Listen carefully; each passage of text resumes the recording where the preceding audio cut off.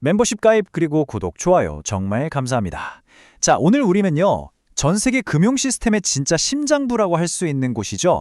DTCC, 바로 미국 예탁결제원의 공식 보고서를 가지고 아주 중요한 변화에 대해 이야기 나눠보려고 합니다.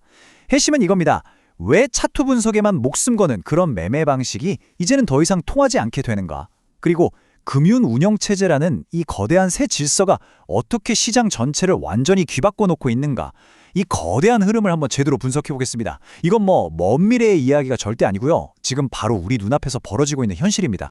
본격적으로 들어가기 전에요. 우리가 머릿속에 가지고 있는 가장 큰 착각 하나, 이거부터 확실하게 깨고 가야 합니다. 많은 분들이 지금 이 상황을 새로운 기술인 암호화폐가 낡아빠진 기존 금융을 무너뜨리는 혁명이구나 이렇게 생각하시거든요. 근데요. 이 슬라이드가 보여주는 것처럼 현실은 정반대에 가깝습니다. 이건 혁명이 아니고요.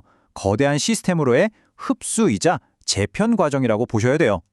코드랑 차트에만 의존하던 그 예측 불가능하고 무질서했던 시장이 이제는 아주 정교한 금융공학, 체계적인 리스크 관리, 그리고 강력한 규제 인프라를 갖춘 제도권이라는 이 거대한 시스템 안으로 빨려 들어가고 있는 겁니다.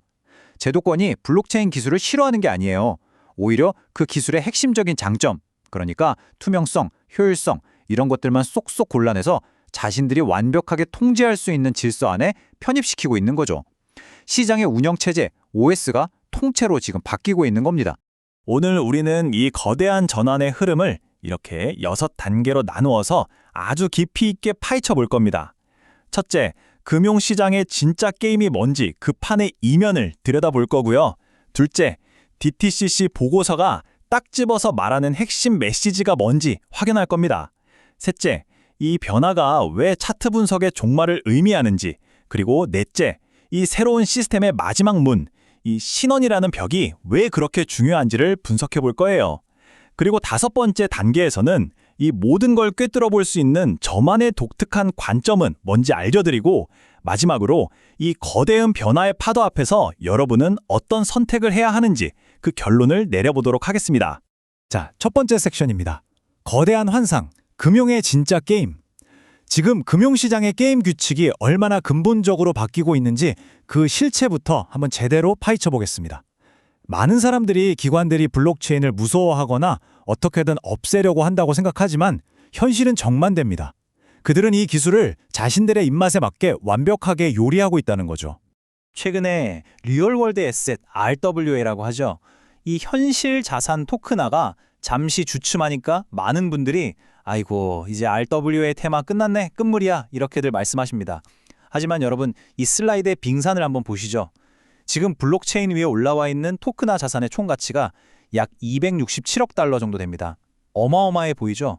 그런데요, 물밑에 잠겨있는 진짜 전통 자산 시장의 규모는 얼마인지 아십니까? 무려 270조 달러입니다. 270조요? 비교를 해보면 지금 토큰화된 비율은요, 고작 0.01%에 불과합니다. 이 숫자가 말해주는 진실은 아주 명확합니다. 이건 하나의 테마가 끝난 게 아니고요. 제도권 자본이 자신들의 그 어마어마한 자산을 블록체인이라는 새로운 인프라 위로 옮기기 위해 이제 막 첫삽을 뜬 말 그대로 입구에 불과하다는 사실입니다. 우리는 지금부터 수년에 걸쳐 진행될 이 거대한 인프라 재구축 프로젝트의 서막을 보고 있는 겁니다. 자, 이제 오늘의 핵심 증거죠. DTCC의 보고서로 직접 들어가 보겠습니다. 전 세계 모든 금융거래 청산과 결제를 책임지는 이 기관이 블록체인을 도대체 어떻게 보고 있는지를 알면 시장의 미래 방향에 대한 거의 결정적인 단서를 얻을 수 있습니다. 이 한 문장이 사실상 모든 걸 요약합니다. DTCC는 아주 명확하게 선언했어요.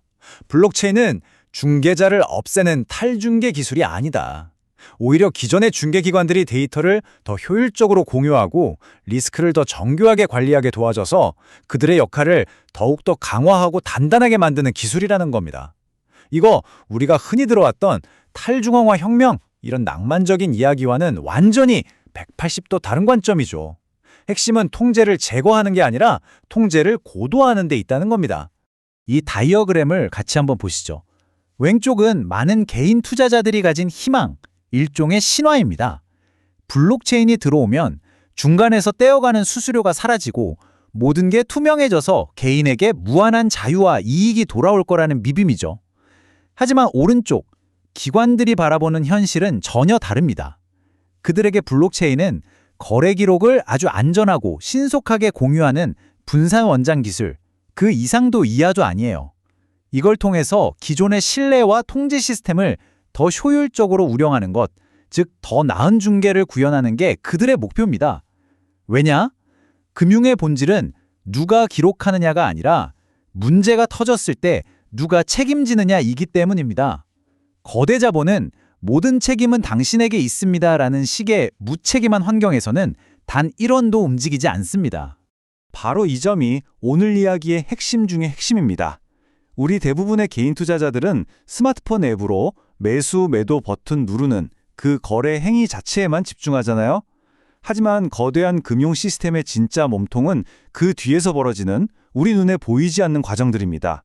거래가 제대로 체결되는지 확인하는 청산, 실제로 돈과 자산이 오고 가는 결제, 그리고 이 과정에서 생길 수 있는 모든 위험을 관리하는 리스크 통제. 이 거래 후 처리 영역을 장악하는 주체가 시장의 진정한 지배자고요.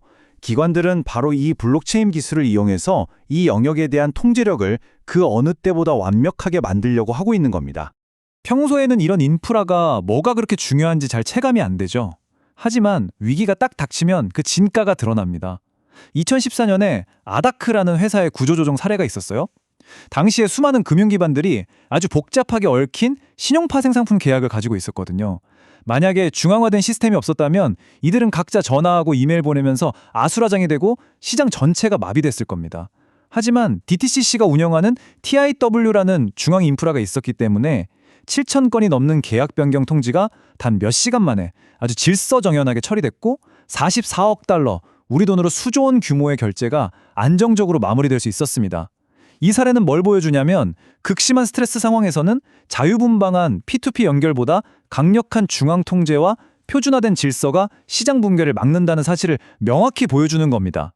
탈중앙화의 낭만? 실제 위기 앞에서는 힘을 못 쓸 수도 있다는 거죠.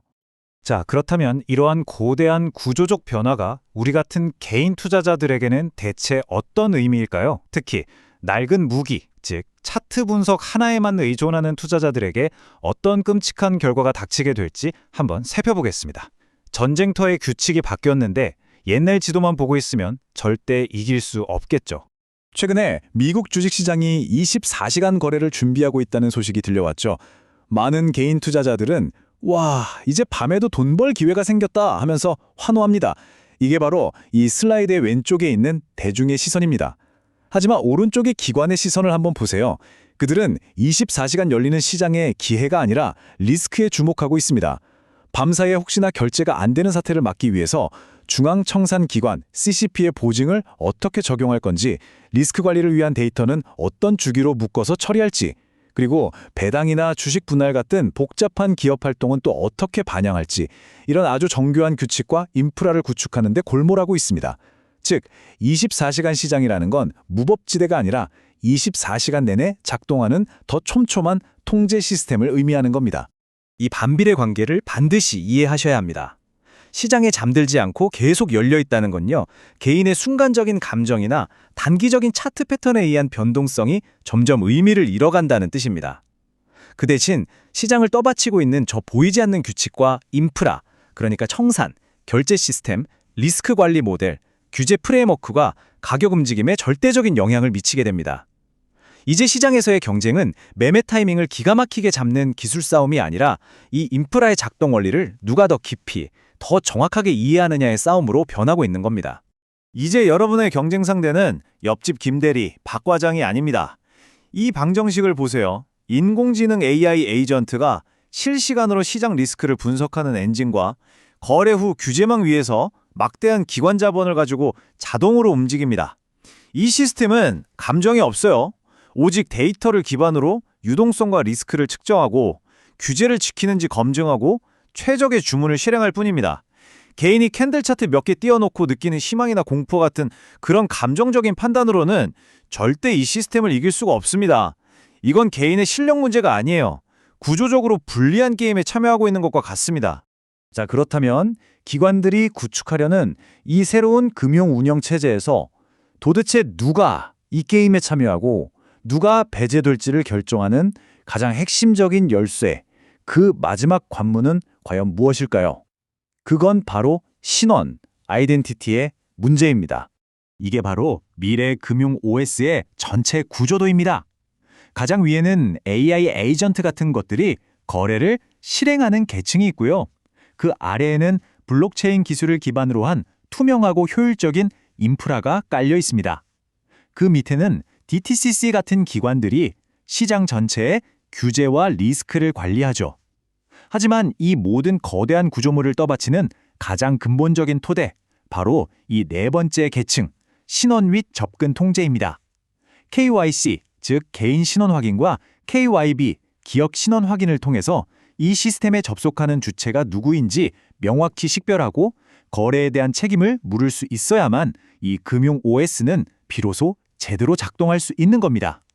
이 거대한 금고 이미지가 상징하는 바는 아주 명확합니다. 제도권 금융이 블록체인을 전면적으로 받아들이는 데 있어서 가장 큰 걸림돌은 기술의 완성도가 아니에요.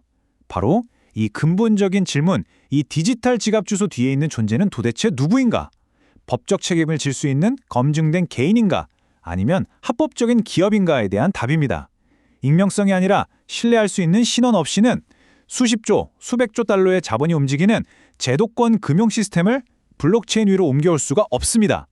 책임, 신뢰, 위기 통제, 이 모든 것이 검증된 신원에서 출발하기 때문이죠. 바로 이 신원이라는 병목 현상을 해결할 수 있는 잠재적인 솔루션의 예시로 우리가 파이 네트워크의 KYAS, 즉 서비스로서의 KYC 같은 모델을 한번 살펴볼 수가 있는 겁니다. 이런 프로젝트의 진짜 본질은 단순히 코인을 채굴하는 걸 넘어서 다음 시대 금융 인프라에 반드시 필요한 신원 인증 레이어를 제공하는 데 있습니다. 이 슬라이드가 보여주듯이 수많은 사람들의 KYC 그리고 앞으로 기업들의 KYB 데이터를 기반으로 한 신뢰 네트워크 엔진을 구축하고 이걸 API 형태로 외부에 있는 웹3, AI, RWA 시장과 연결하는 일종의 관문 역할을 할 수 있다는 겁니다. 이러한 신원 네트워크가 얼마나 강력한 경쟁 우위, 즉 해자, 모트를 가질 수 있는지는 데이터를 보면 바로 알 수 있습니다.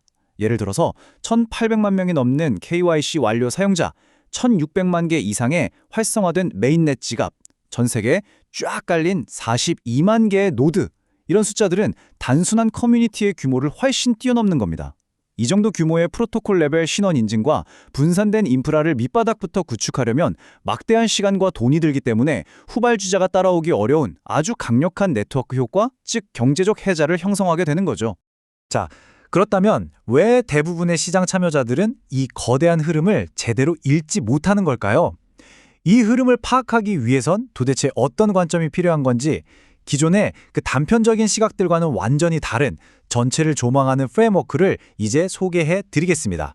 그 이유는 간단합니다. 각자가 자신의 전문 분야라는 아주 좁은 시야에 갇혀있기 때문이에요. 이 표를 한번 보시죠. 일반 대중은 가격 차트가 오르내리는 것에는 아주 민감하지만 그 가격을 움직이는 시장의 근본적인 인프라나 규제 변화는 보지 못합니다.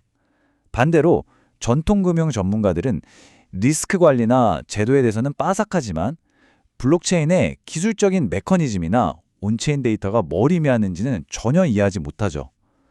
마지막으로 웹3 개발자들은 코딩은 잘하지만 증거금, 청산, 신용 리스크 같은 복잡한 금융공학의 원리는 전혀 모릅니다.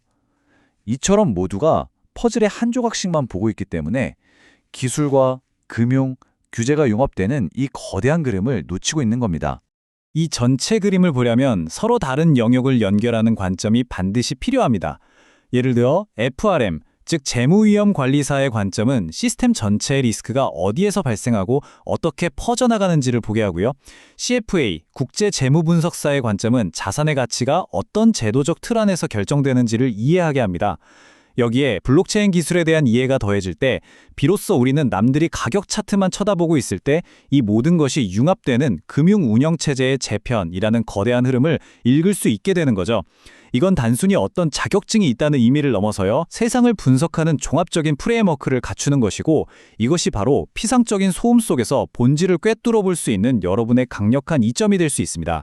자, 이제 모든 조각을 맞춰 보겠습니다. 지금까지 논의한 모든 내용을 종합해서 이 새로운 현실 앞에서 우리는 과연 어떤 선택을 해야 할지 그 결론을 한번 내려보겠습니다. 이제 우리는 두 가지 전략적인 기로에 서 있습니다. 이 슬라이드의 왼쪽은 과거의 방식에 머무르는 접근법이죠. 시장의 근본 구조가 변화하고 있다는 사실을 전혀 인지하지 못하고 여전히 감정과 단기적인 차트 패턴에 의존하는 방식입니다. 반면에 오른쪽은 미래를 준비하는 접근법입니다. DTCC와 같은 기관이 주도하는 시장 구조의 변화를 이해하고 AI와 자동화 시스템의 힘을 활용하며 PyKAIS와 같은 신혼 인프라의 중요성을 먼저 파악하는 전략이죠. 미래의 금융시장은 과거의 그 무질서했던 낭만으로 절대 돌아가지 않을 겁니다. 철저하게 통제되고 완벽하게 규제되며 고도로 자동화된 금융 OS 위에서 움직이게 될 것입니다. 여러분은 어떤 접근법을 선택하시겠습니까? 이제 선택은 온전히 여러분의 몫입니다. 곧 과거의 유물이 될지도 모를 저 무질서한 시장의 단기 변동성에 당신의 미래를 거시겠습니까? 아니면 세상을 지배하게 될 새로운 질서, 즉 거대한 금융 운영 체제라는 인프라의 논리를 이해하고 그 위에 올라타시겠습니까? 이 질문에 대한 여러분의 답이 앞으로의 10년을 좌우하게 될 것입니다.